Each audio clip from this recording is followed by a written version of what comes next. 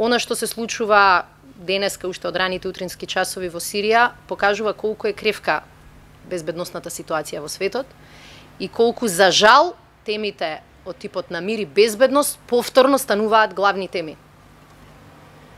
Не е толку веќе економската соработка, дури ни трговските војни кои што се појавија.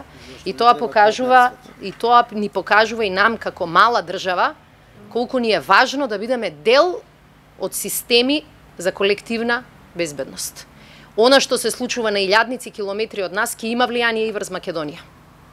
И со зголемување на притисок мигрантски, меѓутоа и со една глобална ситуација во светот која што не им одговара на малите држави. И ние се подготвуваме, очекуваме и во следните денови да имаме дополнителни разговори со Министерството за внатрешни работи и со сите други институции околу можни зголемувања на притисокот на границата. Но дури и без нападот во Сирија, јасно е дека притисокот врз границата постои. Не е тако видлив како 2015, но фактот дека пред некое време имавме околу 100 мигранти кои нелегално се обидуваа да ја поминат границата и за среќа беа фатени, покажува дека Македонија и регионот практично треба да се навикне дека ова ќе трае и дека мора да имаме систем кој што ќе биде постојано, а не по потреба активен.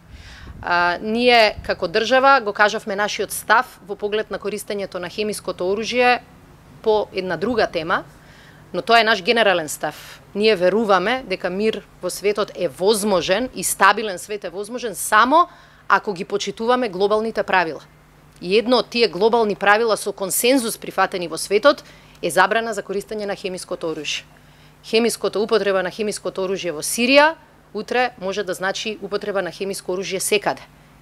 И нашиот став беше јасен, принципиелен и дел од нашите стратешки определби.